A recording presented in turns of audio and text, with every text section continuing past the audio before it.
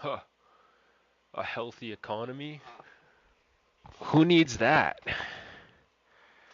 Only poor people need a healthy economy. God, I just bought my like fifth yacht. It's my biggest yacht of them all. Probably gonna buy a new yacht next year. Just bought my fourth condo building. I rent them out, four buildings. I make about $80,000 a month off each building. Chump change. Why do you need a healthy economy though, bro? Don't you own a couple apartment buildings? You know, bro, just bring in a couple $100,000 a month. It's not that hard, unless you're poor. Like, easy. And like to buy an apartment building, it's only a couple $1 million. What, you don't got a couple $1 million? Huh. What are you, poor? Are you poor? That's easy. A couple mil? I make that in my sleep pretty much. Easy. So, who needs a healthy economy, bro? Ah, these people are dumb. You don't need a healthy economy. These people are getting paid schmeckles on the dollar. Schmeckles on the dollar, man. They gotta be poor. Nah, but for real, Trump is completely destroying the American economy. It's crazy. He is not acting how he was in his first term. I think it's pretty bad for America what Trump is doing.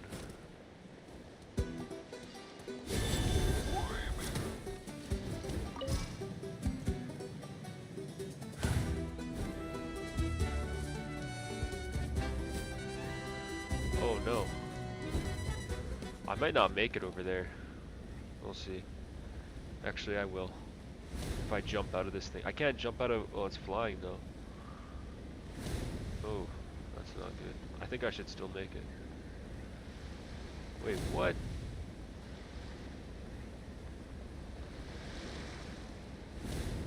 Something up there?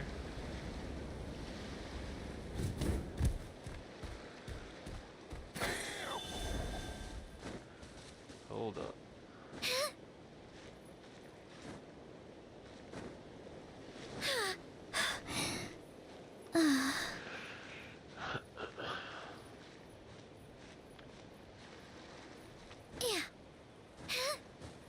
I'm gonna put on a video while I play this. Something educational.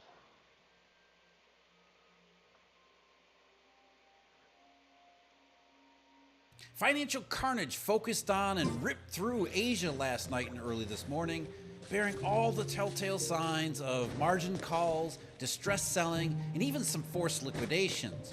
But this isn't really about equity trading in Shanghai or Hong Kong or Tokyo, as was revealed in the absolute wild trading in Japanese government bonds over the past few days, up to including today.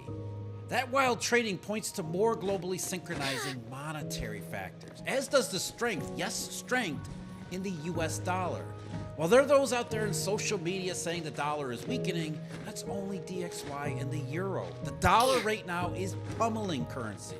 And that isn't strength, of course, it's monetary, as in global tightening across the eurodollar world, with risk off creating the conditions for everything that we're seeing. Japan is the key redistribution point for dollar funding, especially across Asia. And there are carry trade signs all over the place. And these are over and above what we saw last August, and they're now showing themselves to be quite a bit stickier too. So we've arrived at one of those critical points where we have to stop and ask, is this the start of something even bigger than a risk-off that's sparked by tariffs and retaliation? It isn't really about those either, rather how everyone, including financial markets, had misjudged the fragility of the economic situation. The forgot how to grow economy was a real thing, and now the worries are forgetting growth becomes remembering a lot worse. So do we see a monetary deflationary component to go with those rising macroeconomic probabilities? And to answer that, We've got to go to the monetary indications that we do have: dollar strength, yen, repo, and treasury selling, which we may have seen this morning too.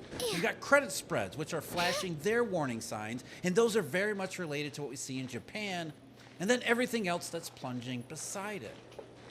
Asia may be ground zero today, but this isn't necessarily about just Asia. You've got the macroeconomic risks, and you throw in some potential deflationary signals and deflationary conditions on top. This is where we really need to be very, very careful. We've got liquidations that ripped across Asian trading, producing huge losses in equity markets all over Asia. We got massive volatility this morning after there were rumors that the White House was considering a 90-day delay in implementing tariffs, only for those rumors to be shot down by the White House itself, meaning that stocks were beaten down, and then they were bought, all sorts of dip buyers all over the place, and then sold all over again.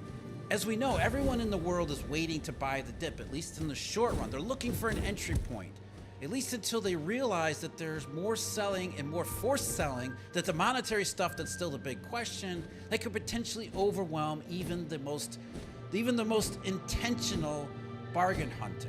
So while there's lots of buyers waiting on the sidelines looking for that entry point and that signal that says it's safe to go back in, there are more and more worrisome signs that conditions are going far beyond just a little bit of a correction in the equity market, getting more and more aligned with economic reality, and then maybe some monetary stuff beside.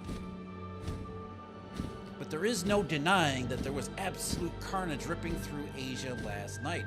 As one outlet put it, the MSCI Asia Pacific Index fell as much as 8.5%, the most since October 2008, with Taiwan Semiconductor, Tencent, and Sony among the biggest drags. Hong Kong's Hang Seng Index plunged more than 13%, with all other markets in the region also solidly in the red.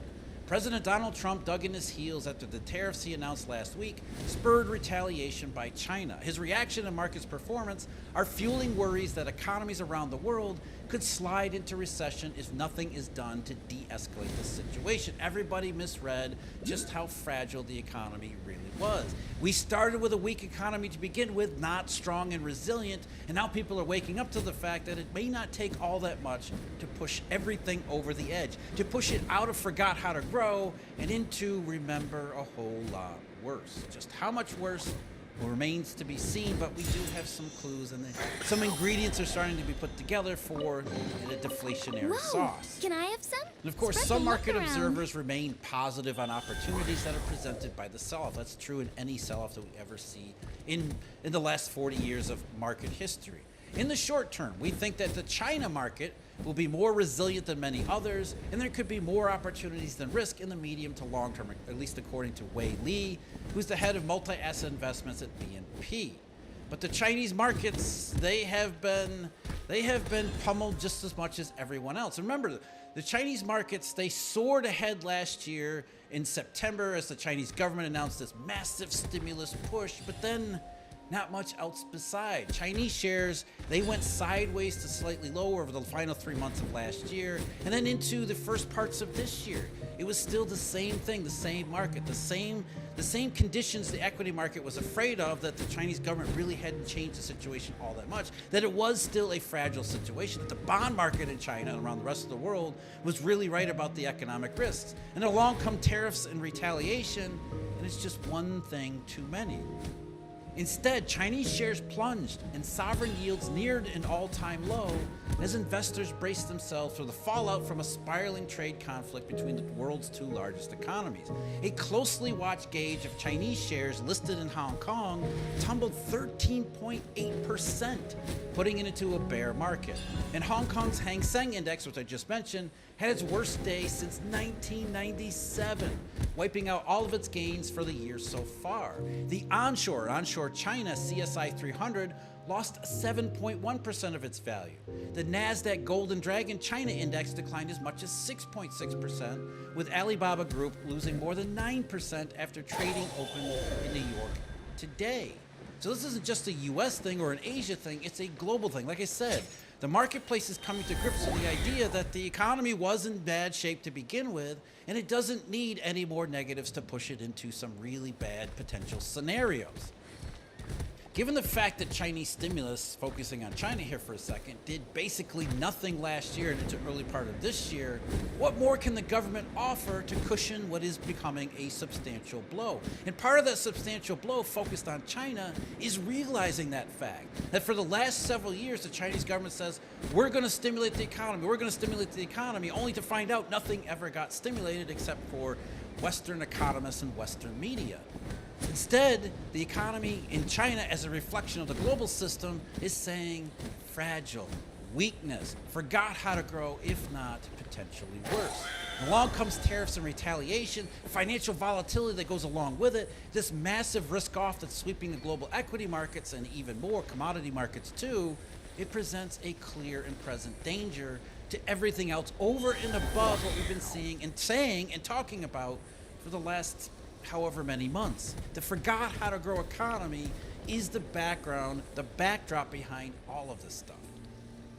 And that's why you're getting these massively violent reactions, because everyone was on edge to begin with. Everyone but Jay Powell could see that the dangers were there. This type of financial volatility, we saw it last August. It didn't disappear. It just kind of moved into the background with everybody hoping that it was just a one-off. But here we are yet again with all the same telltale signs, up to and including what we're getting from Japan. As one portfolio manager put it, this sell-off we see is incredible for all the wrong reasons. There is an element of panic selling, of course. There are margin calls we need to be aware of. Funds are selling down to raise cash, and China retaliation has introduced more risk with a currency devaluation now on the table in the eyes of investors. And that's, of course, that last part is absolutely wrong. The Chinese government doesn't control their currency. They don't devalue it, and we see CNY go down. That is one of the most dependable negative signals as far as money and finance and real economy that you can get in the entire world. CNY down equals bad. And we're seeing China's yuan go down contrary to all these stories and all these social media tweets and everything else, suggesting that the dollar is becoming weaker. The dollar is weaker against the euro, but that doesn't necessarily matter. Therefore, the DXY index is down. Against a lot of these currencies, starting with China, the dollar isn't just strong, it is pummeling those currencies, which is a bad sign for finance, money, and economy. And that's where you get to the margin calls and the liquidations. When you have the monetary system reacted this harshly, risk aversion, that simply means money and funding and leverage is being pulled from all of these places. That's the key point in seeing the Asian markets get crushed as much as they have. It shows that this is not a localized thing. This is not an idiosyncratic factor through one place or another. It's widespread global financial chaos. And it's sticking around and it's continuing because it's spreading throughout, at least it looks to be spreading throughout, all of these different euro-dollar conduits, starting with Japan. People have this wrong. They're reading a weak dollar into the euro and to an extent the yen, but then misreading the yen, where the dollar is a key warning that this thing is escalating beyond just macro risk off into potentially deflationary monetary conditions. The financial volatility that goes along with them. Like I said, CNY China's yuan, as of this morning, is back down almost to 7.31 to the dollar, which is its lowest since February. CNY down is not devaluation. That's not the government choosing. In fact, you look at the midpoint parity from the PBOC. The Chinese government wants CNY to go up. At the very least, they want CNY to be stable. They don't want it to go lower. And the reason why that portfolio manager said that investors can see the devaluation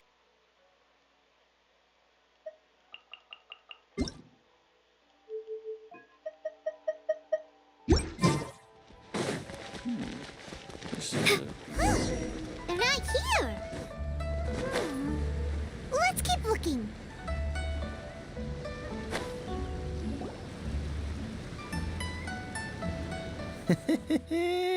Well, will you look at that, ma'am? Nowhere left to run. Don't worry, we're not bad guys. You give us some mora, we give you a little info. Everybody's a winner. Boss, I got a bad feeling about this. Look at her, the white hair, the energy she gives off. I'm telling you, there's something different about her. So what? She's loaded. How are we ever going to repay those gambling debts if we just let money walk away from us, huh? I've already told you. I don't need your information. Oh, If you still can't grasp that, I'm happy to repeat it in a way that won't be so easy to forget. Come on, ma'am. You seem like an intelligent lady. I shouldn't have to spell this out to you. It's not about whether you need the info or not, okay? It's about you taking out your money and handing it over and nobody getting hurt. I won't. No more excuses! Okay, I know you have money. I saw you. Yeah, I saw you. Strolling into Leo Lee Pavilion, ordering a table full of food, and only taking a few bites. Then Shinyu at kiosk, then Wanmin restaurant. Same story each time. You order all the signature dishes, take a few bites, then you're on your way again. How could you afford to be so wasteful if you weren't from a rich family? And since you're so rich, what's the loss to you in giving us a little spare change, huh? Master warned me not to lay a hand on anyone in Liyue Harbor. But here we are. Perhaps. Yes. Let's call it fate. Boss, I'm telling you, something's not right. What are you afraid of? We're just selling information. It's not illegal. If she lays a finger on us, all the better. We'll sue her for everything she's worth. Oh, you again. Millilith? What are the Millilith doing here? Did you do this? You ought to mind your own business. I swear! Silence! How dare you threaten innocent civilians? You're coming with us. No, don't be angry, sir. Please, let me explain.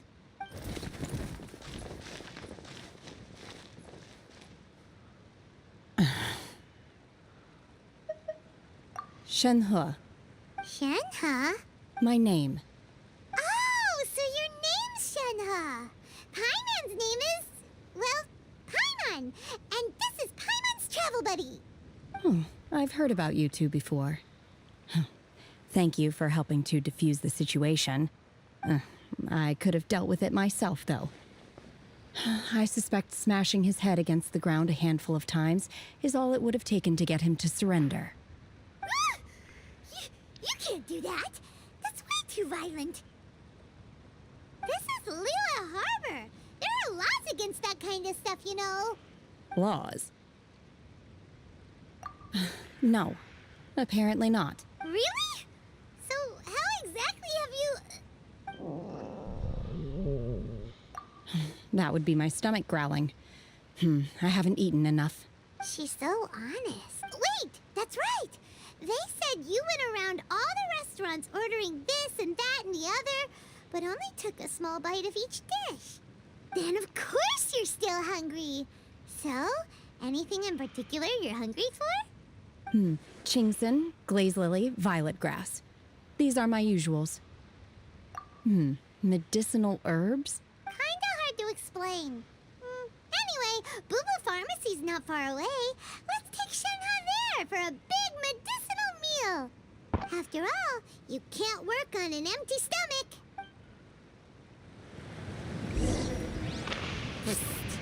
Do you think Shenhe might be an adeptus?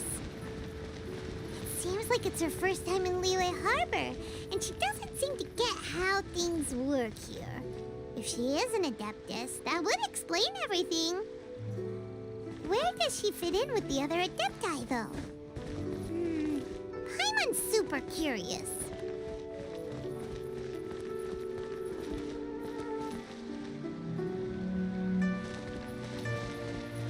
I don't know anything about that, so don't ask me. I don't know who that lady is.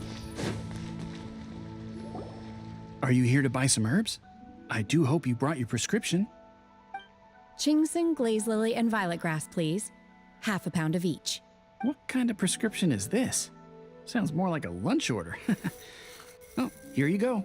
That's everything we have in stock. Thank you. She's really eating them.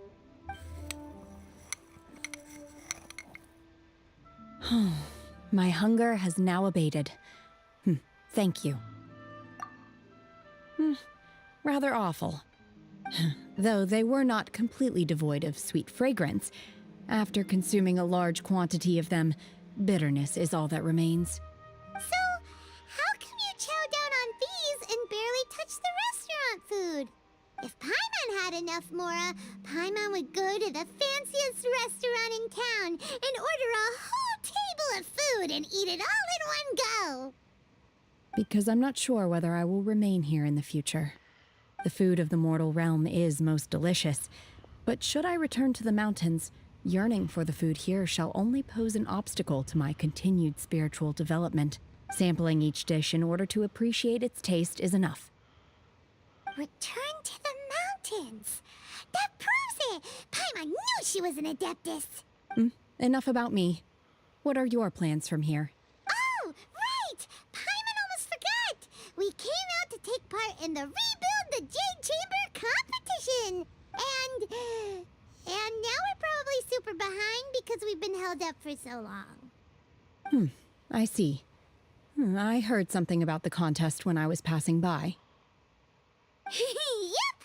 You get to ask Ningguang any question you want if you win! Were you interested in the contest too, Shenhe? I came for the rebuilding of the Jade Chamber, but until this point I had no intention of joining a contest. However, you have shown me your kindness, and I would now like to lend you my assistance. Oh, don't worry. I ask for nothing in return. Wow! You really don't have to. But having an Adeptus help out will make things a whole lot easier, so... Then let's not delay. I have a plan. Great! Paimon bets this is gonna be the awesomest plan ever! I am not sure whether or to what extent this plan can be classified as awesome. I do, however, believe it will be highly effective. We simply need to dispose of everyone who is currently ahead of us. Then, we alone shall become the victors. Veto! That is not acceptable! Not by a long shot! Really? But I hear that competition is in essence about conflict and one-upmanship. Look, we want to win this competition fair and square, okay?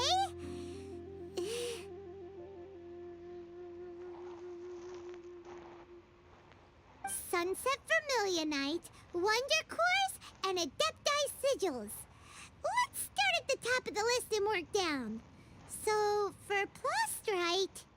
I was wondering who I could hear arguing over there. So, it's you. Baishu? What are you doing out here? Lady Ningguang wishes to purchase a large batch of wound dressing. We're running low at the store, so I came out to fetch the ingredients personally. Huh? How come Lady Ningguang needs so much wound dressing all of a sudden? I'm not too sure. I did hear she's looking to rebuild the Jade Chamber. Maybe for its first aid on site? I didn't ask, though. Far be it from me to pry into my customers' personal affairs. Oh, and she also borrowed Chi-Chi. Meaning Boo Boo Pharmacy is very short-handed right now. I don't suppose any of you are looking for part-time work by any chance? No, we've got other stuff to do. While you're here, though, you seem to know a lot. Have you ever heard of something called Sunset Vermilionite? Ah, the variety of plostrite used in the Jade Chamber, yes? There is some mention of it in the Seven Mountain Treatises. When activated, Sunset Vermilionite rises up all the way into the clouds. It's very rare indeed. As far as the records show, virtually all Sunset Vermilionite in existence has been mined and taken possession of. But the Feiyun Commerce Guild would know far more about this than I do. Okay then, let's go ask at the Feiyun Commerce Guild. Thanks, Baiju. You're quite welcome. Good luck to you all. And if there's anything further you need from me, just come to the Boo Boo Pharmacy.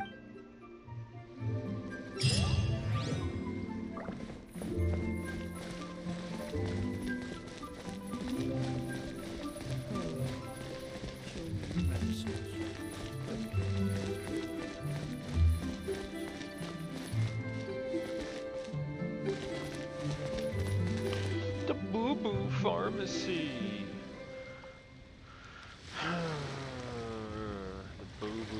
pharmacy. Swallows nest when skies are fair, but hide when storms are in the air.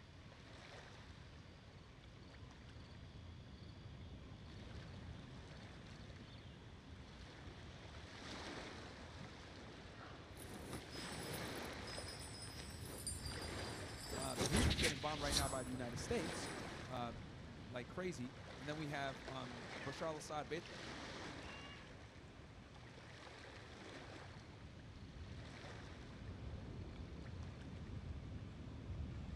Oh, my plan for the day? Doing whatever I feel like, I suppose. Same with tomorrow, and the day after that.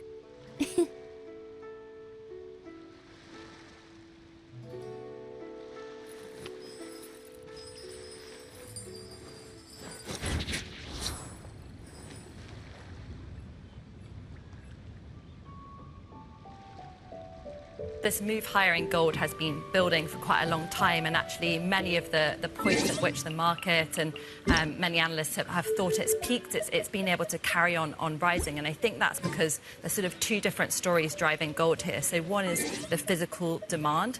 That really started to shift in 2022 when we saw central banks buying a lot more gold. They doubled their rate of purchasing from the previous decade, and that has sustained.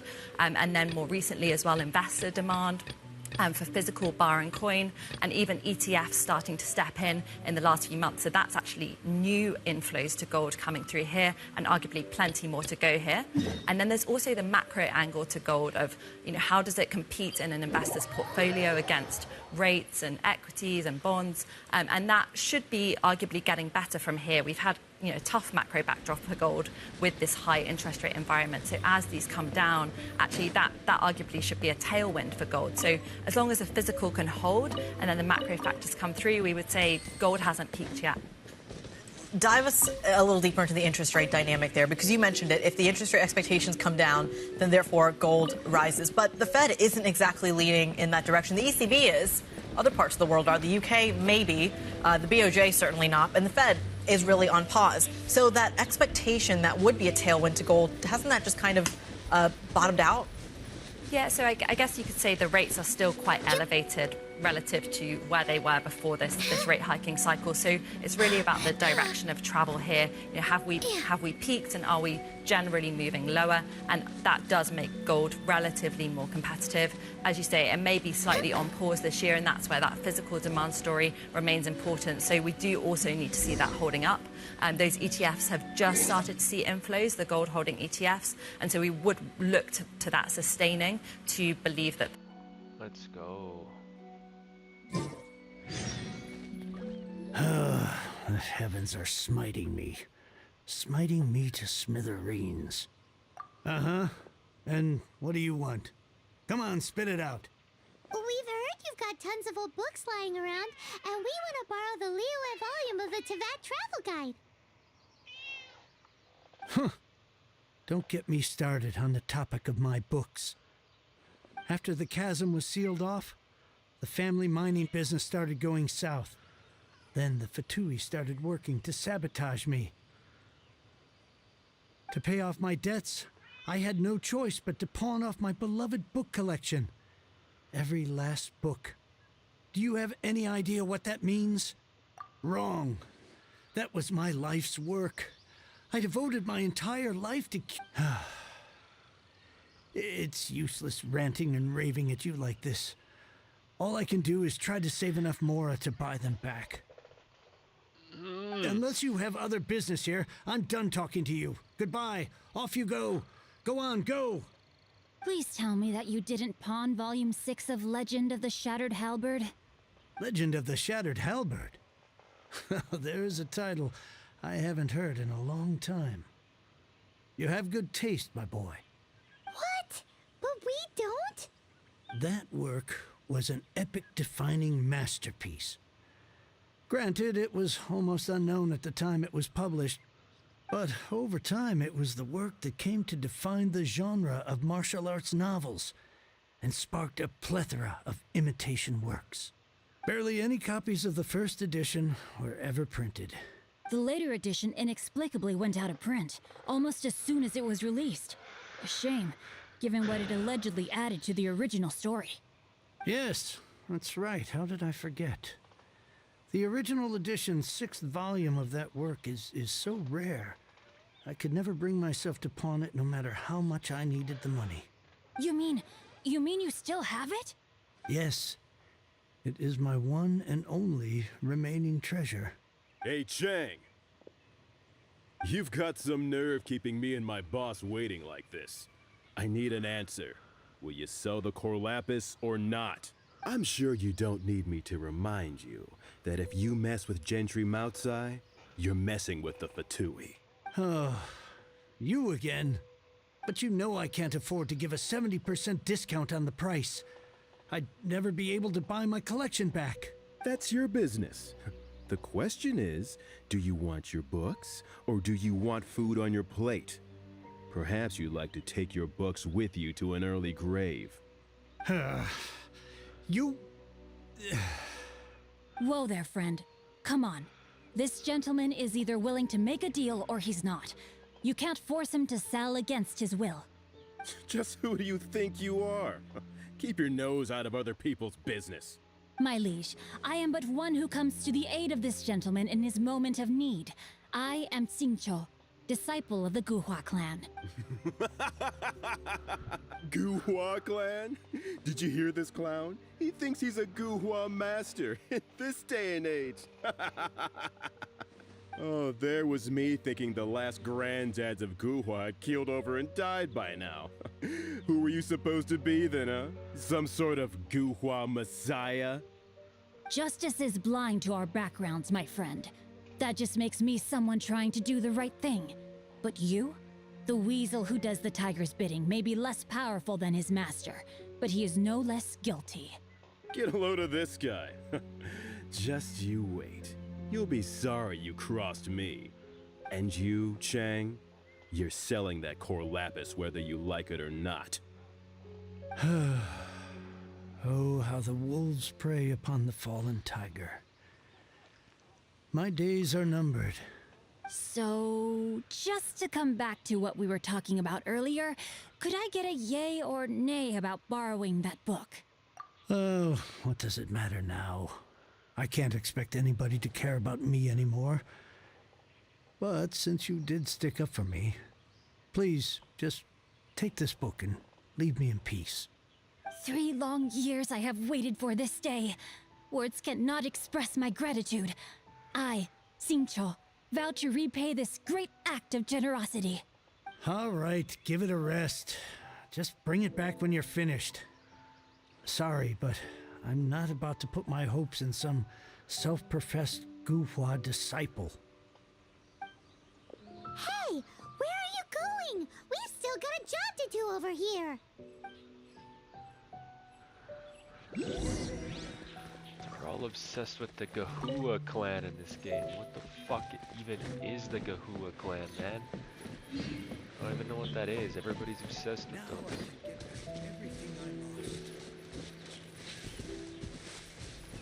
Now I can get back everything I lost.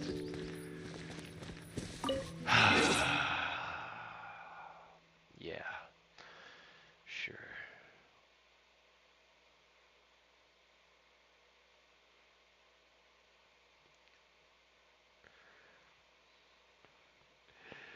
Oh.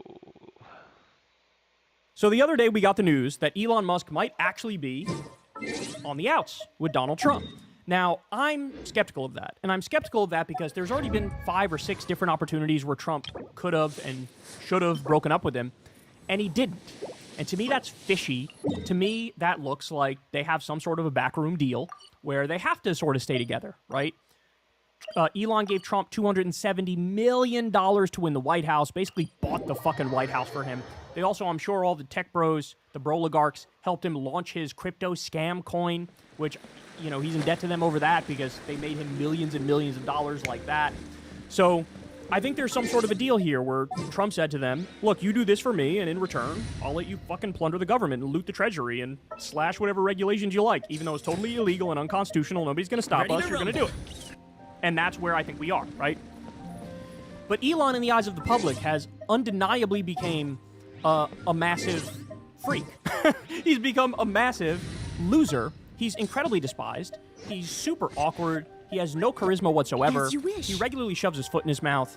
Like, he's an anti-politician in many respects. Politicians have to be smooth enough to, like, bullshit you in an effective way. He's incapable of it. He's the world's richest man. He regularly says things that are not, oh, there's 200-year-olds getting Social Security and we're going to cut out the fraud. And, like, everybody immediately is like, that's not true. Every news outlet is like, that's not true at all. Like, what the fuck are you talking about? So he's just been pounded day after day, just knocked out cold. And so there was a referendum on him with that Supreme Court race that we just had in Wisconsin. And it was a resounding loss for him. The Republican lost by double digits, even though Elon tried to buy that race for him. And Elon did a big event there and tried to steal the election, giving out $1 million checks and shit. That was the American public going, fuck you. And the horse you rode in on. Stop cutting the CFPB, the anti-scam police. Stop cutting the Department of Education. Stop stealing everybody's data. You know, stop cutting the nuclear safety officials. Stop slashing pediatric cancer research. That was the American people going, fuck you. Trump is smart enough to see, oh, they really don't like this guy. Right? And so that's why the White House came out. After the loss, the White House comes out and says, oh, yeah, he's going to be a little more in the background now. Right? Now, again, I'm skeptical that they're actually going to break up. I'll believe it when I see it. I think he'll still be doing his Doge shit and deleting agencies and whatnot. But they know that the optics of him are unsalvageable. Okay. So now, he did an interview. Elon did an interview the other day. And he broke with Trump on tariffs. Huh. Interesting. Let's listen. I hope that I hope that the United States and Europe can establish a very close partnership.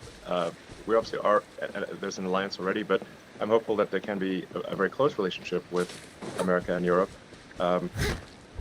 And I'm hopeful, for example, with the tariffs, that at the end of the day, I hope it is agreed that both Europe and the United States should move, ideally, in my view, to a zero tariff situation, effectively creating a free trade zone between Europe and North America. And that would be that's what I hope occurs. So I'm sure begging Trump for exemptions for Tesla, because there's a lot of business Elon does with China. And so I'm sure he was begging for exemptions. We haven't seen those exemptions yet, right? Here he is saying, I want totally unfettered free trade, at least with Europe. This will be interesting. So this is Trump slapping tariffs on fucking everybody, including Europe, right? So this is the first real public break that we've seen, right? The first real sign of like, no, I actually like totally disagree with him on this. All right, what will come of it? I don't know. Remember, Elon did buy Trump the White House. Remember, Elon and his oligarch buddies did set up Trump.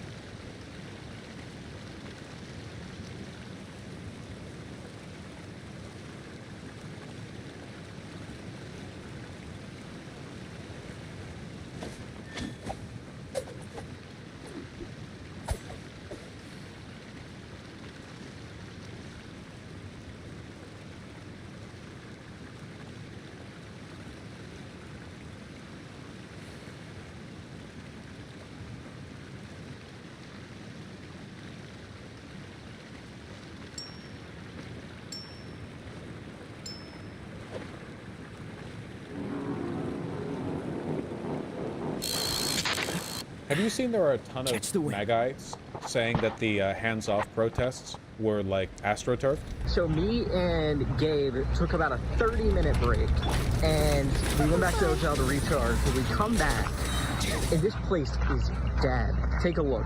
Like, not a single protester in sight. And just 20 to 30 minutes ago, it was completely packed with protesters. So one of two things. Either A, they were paid and their time was gone, they're off work, they get to go. Or B, they're literally just a cult and they all left at once. Fellas, is it cultish to leave an event when the event is done? Yes? Oh, okay. Leaving this quickly after a protest is pretty cringe, though. Well, to be fair, do you trust him when he says it's been 20 minutes and now no one's here? Because it takes more than 20 minutes to clear out a crowd of like 200,000 people. So you probably shouldn't trust him at the face value a bit. But there have been a lot of people, a lot of cons I've seen in social media arguing that the dude, there were like 1 million protesters minimum across the states. It was like, what was that video in New York? Hold on, let me find it. I really discounted this. I feel a bit bad about it.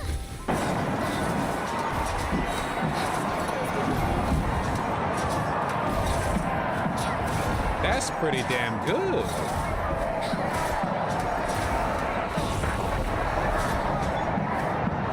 They were all paid to be there, of course. In NYC, the crowd was so long that people could have gotten to Madison Square Park at the beginning and spent like a couple hours at the park and then left before the rest of the crowd made it to the end. Pretty nice. It's pretty good to see. There were some organizers for this event that are in the community. You know, I know. Given the number of people who subscribe to the channel and how many people in America are actually invested in politics beyond like passing interest in the news, it's statistically likely that a lot of lefty organizers are going to, you know, be members of the community. I hope you're proud of yourselves. You sure paid a lot of people to go out there. What floor is that video taken from? I don't know. It's New York. It's Manhattan. Every building's like 500 feet tall minimum. It's pretty cool. I'm trying to find more like drone videos. Unfortunately, okay, actual recommendation to the organizers. I know that there wasn't like a big top-down effort here. It was pretty grassroots. But you guys got to get some drones out there. You have to get drones out there because it's so important to get those top-down shots, you know? I know a lot of you did. It'd be nice to have like a centralized, you know? Utah and Idaho are a bit of a shocker. Yeah, one of the big things that we really need to start pushing for is way more participation in red areas. Because you can't, like, Republicans don't give up on blue states, right? Like, Republicans have been really aggressive in pushing for California and New York, even though, like, it's not likely, right, that they're going to get it federally, but they might get a seat or two in the House. But it seems like Democrats will just stop investing once a state is red. They've given up on Florida. They've given up on the Bible Belt. You know, they've given up on Texas. It's really important to get out there. Not just these cities either. It was like Asheville. Yeah, Asheville. They had a big old protest there, too. Asheville's blue? Yeah, no, I know. Like, the city of Asheville is blue. But I'm saying, like, it's important to get out there and be aggressive outside of, like, the, you know, I don't know, the Democrat strongholds. Don't you think this will not make a change? Well, I don't know. Why don't you go pound sand? What do you mean? What, don't you think this isn't enough? Sure, I would love to magically fix everything. What do you mean? What are you doing? Did you attend any of these? What were you whining from the comfort of your seat? You know what he means. Yeah, I do know what he means. I reject the insistence that, like, cynicism or pessimism or whatever you want to call it, looking at stuff like this from a distance can be even remotely productive. You know, like you have to see this as it is and go like, hey, you know, you have to be active, you have to be engaged, because no one's going to be motivated to go out there and... That's some bullshit.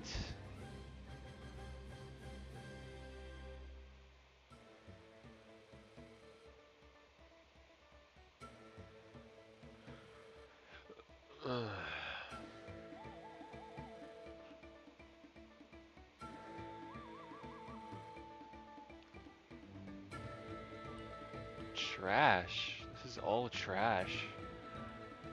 Just a bunch of trash.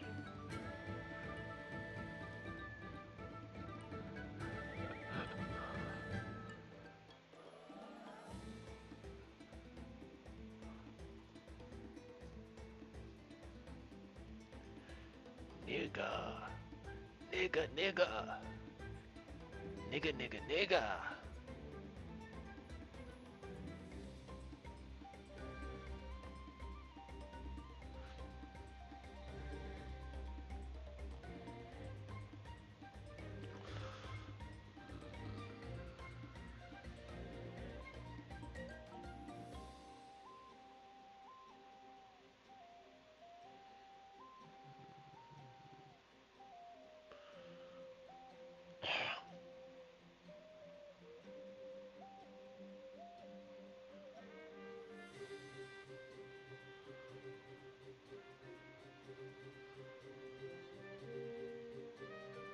Garbage ass content. All of it.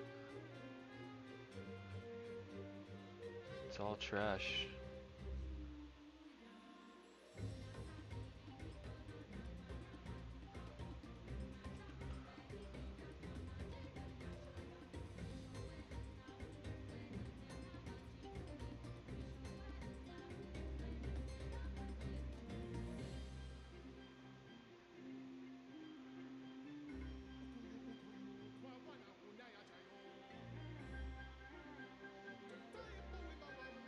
Huh.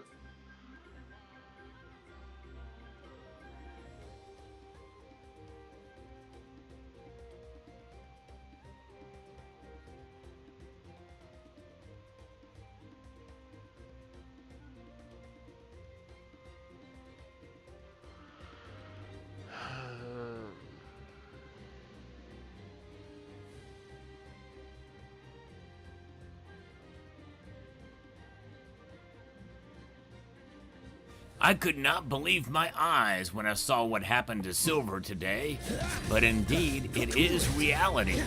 It has made a dramatic move, bucking the trend of every other precious metal out there today.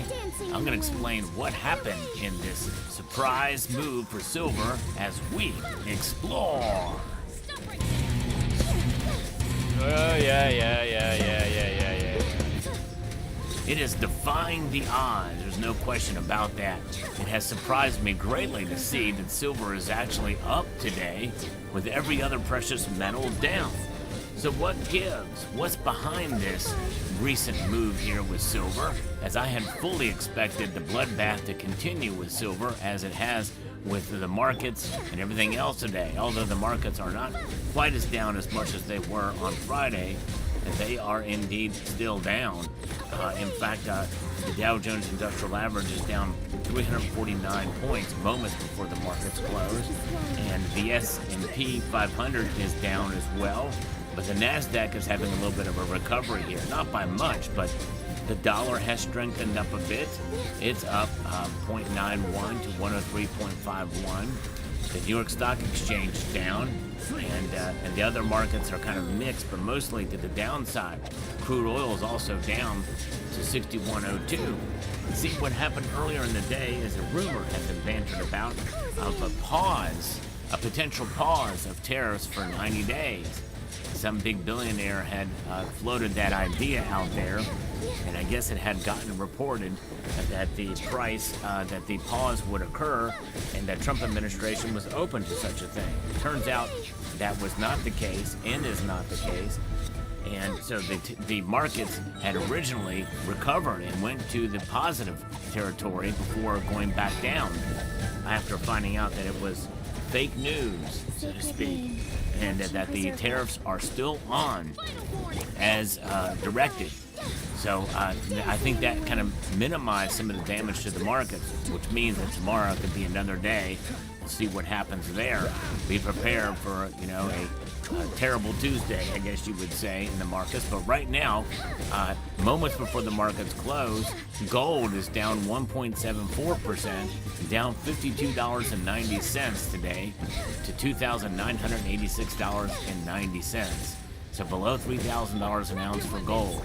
Silver, though, on the other hand, is up 1.5%, up 45 cents to $30.16. Platinum and palladium are down, and rhodium dropped also $150. So in this type of situation, it may be a good time to consider gold as our prices pull back, as the blood is in the streets for most of the other markets here, except for silver. My friends at Summit Metals have great deals on gold, fractional gold especially, and these are not prices we've not seen for a little while. So, buying the dip is something to consider if your budget allows. Of course, I still think silver's a good price too, at right around $30 and change. So there is that. Check out summitmetals.com. But what an amazing ride we've been on the past couple of days here. And I was absolutely shocked to see that silver has performed the way it has here today. And what's happening is the analysts are saying that silver prices recovered to around above $30 an ounce during the trading hours, and it edges higher as the fear of tariff wars and the potential global recession boost the safe haven demand. So in other words, silver is acting like gold today, and gold is not acting like gold today. It's falling. It's being hurt by the downside in the market. But that is an unusual analysis to see that silver is going to act as a precious metal, as a safe haven asset. Oh, God forbid, right? Crazy. But in reality, that's what silver is. The market is seeing it that way instead of as an industrial metal. Because we all know that a recession really is bad news for silver because there's going to be less demand for the metal. But it has witnessed heightened volatility since last week in response to the U.S. imposing reciprocal trade tariffs on key trading partners, mounting fears of a recession over the impact of a global trade war triggered by Trump's reciprocal tariffs, and especially with China. Furthermore, strong industrial demand, especially from new age industries like EVs and solar energy, creates tailwinds for silver, and gains are also expected in the consumer electronics market, as the development of artificial intelligence systems will continue to boost product offerings. I don't think there's going to be much slowdown in that area, by the way. In some ways, you can probably consider AI developments recession-proof. And that's going to need a lot of computing power and a lot of silver for that. And what we'd have looking ahead here is the CPI inflation data. Trump mentioned in a tweet or X post that essentially that inflation has stopped, but it has not stopped. Although certain different measures of it in between indicate such a thing, but we'll see what happens with the CPI report when it comes out. Nonetheless, the Federal Reserve, too, is under pressure to lower rates. And if they do that, that's going to bode well for gold and silver. But right now, silver is reacting like a precious metal. The dollar index being up right now today is something that, we're seeing here that is usually works against silver. But indeed today, silver is bucking the trend. It is certainly acting on its own. Now, this move has narrowed the gold to silver ratio greatly. Gold to silver ratio is now below 100 again, but it's barely below 100. It's at 99.55 right now. Still takes 100 ounces of silver to buy an ounce of gold at this moment. But I think that in spite of today's good news with regards to silver, climbing up a little bit and bucking the trend, tomorrow's a new day. And we could see these prices fall again as there's more nervousness in the markets. And, tepid investors out there will probably see this uptick and maybe take profits from it because they want to get out before the price falls back down again. Emotions drive the markets. Trump also tweeted or X posted about that as well, about being strong and being patient and persistent. And I would encourage you as silver stackers to do the same, to hold on to the silver that you have in the physical form. And even in ETFs as well, too. Ride this storm out. Sooner or later, some of this stuff is going to normalize. We're going to see what happens as we watch these markets. But nonetheless, one thing is for sure, silver prices will fluctuate. And today's little victory lap or little shock reaction is an example of what could be coming down the road as people see, in a sense, maybe opportunities in silver, considering that it is at such a low price compared to gold and other commodities, by the way, too. And there is some potential there with silver. And so investors can get back in, and it's going to take those who are investing in it as a commodity in the ETF space in order for that to happen. Stack the physical, I think it's a good idea to add a little bit more to our stacks in the physical form in order to protect ourselves in many different ways and aspects with the silver products in your possession in the form of coins, rounds, and bars. So that's what I believe in, and that's how I buy silver and how I hedge against economic instability, by having the physical in my possession. So important. So there it is. Now, again, we can take a slight victory lap today, but tomorrow is a new day. And what do you think? I did a poll in last night's live stream. I do a live stream every Sunday night where we'll watch the markets, and it was...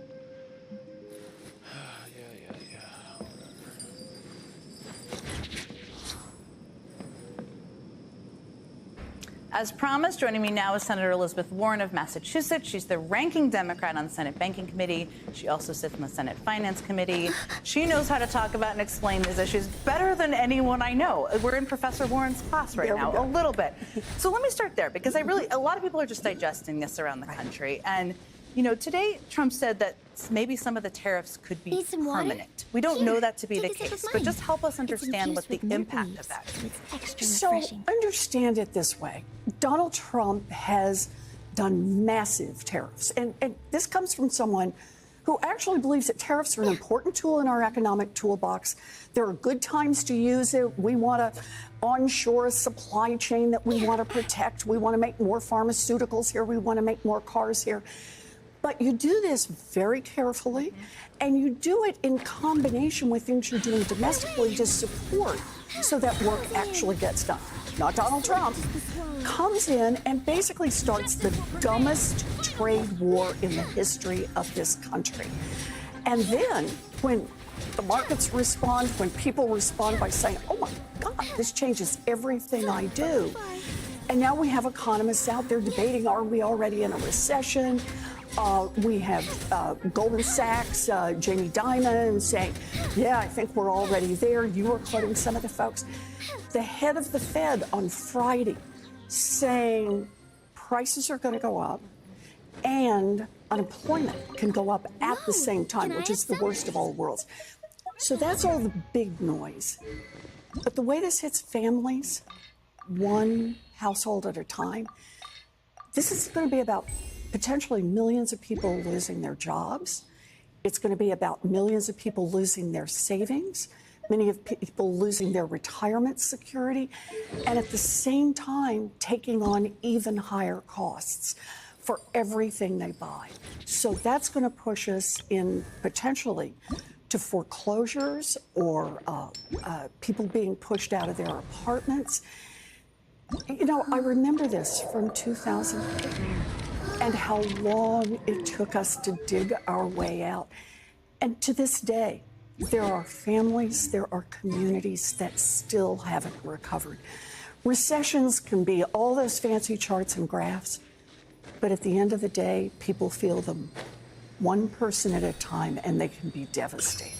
I was thinking of you today, and I was so grateful you were able to come on because and I just read this, but Mark Cuban posted this today. He said, if the new tariffs stay in place for multiple years and are enforced and inflationary, and DOGE continues to cut and fire, which is also having an impact on the economy, we will be in a far worse situation than 2008. I mean, I think I first met you when you were one of the loudest and boldest voices during that period of time.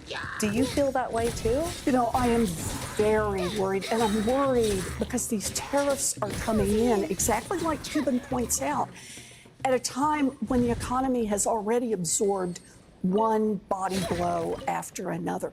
Look at all the people around the country that have already been fired by DOGE or who are afraid that when they show up tomorrow for work, they're going to be thrown out. Look at all the cuts, for example, to our medical research and scientific research. So all those contracts are being pulled back.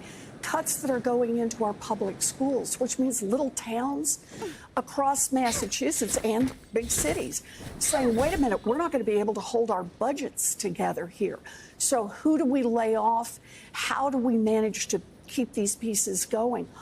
All of this occurring at the same moment that Donald Trump just comes in and declares that he's going to turn over the economy on top of small businesses that are already pushed tight to the edge, on top of lots of people already losing their jobs. Okay, by now, I hope you've seen the massive historic crowds that turned out across the country this weekend to protest Donald Trump. In cities like Boston, New York, Los Angeles, and D.C., all those places, you can see them on the screen, the turnout was enormous. Some crowds even rivaling or surpassing the size of the Women's March in 2017. But what really stood out this time, at least to me, were the protests happening in parts of the country that are a bit redder. Take a look at Salt Lake City, Utah. That's thousands of people at the steps of the state capitol on April 5th. When you need a drone to capture a full crowd protesting a Republican president in Utah, that's a big deal. In Columbus, Ohio, J.D. Vance's home state, hundreds came out in the pouring rain. In every major swing state, many of which Donald Trump won, North Carolina, Georgia, Maine, Arizona, fired up crowds turned out in big, big numbers. And it didn't stop there. Tulsa, Oklahoma, Billings, Montana, Sioux Falls, South Dakota. People showed up with a clear, urgent message. Hands off our country. Honestly, pick a state, any state, Google hands off, and you'll find that even the reddest corners of the reddest states turned out in force. And Senator Elizabeth Warren is back with me. So you were in Tennessee this weekend. I was. Just not what most people would envision. What was it like there when you were visiting? And what do you think of these crowds? I think the crowds are fabulous. I think people are tuned in, and they really care. People were there to tell their stories, to talk about what's happening to them. But they were also there to say, what can we do? Is there time to What do we sneak- need to do? We got this. Because they were determined. They were ready to fight back. Boy, they were on their feet about tax cuts for billionaires, about taking away support for Social Security and the cuts in the Social Security Administration. They were there to talk about don't take away health care from little babies through Medicaid. Don't take away the promises we made to our veterans through the Veterans Administration. And I'll tell you one that really got them on their feet, and that was don't cut help to our public schools. Whoa, people were fired up. That's so interesting. I'm happy. It's horrible what's happening in public schools, but I'm happy to hear that people are so tuned into that. Oh, they were ready. We were just talking. I think sometimes after an election where your party loses, people feel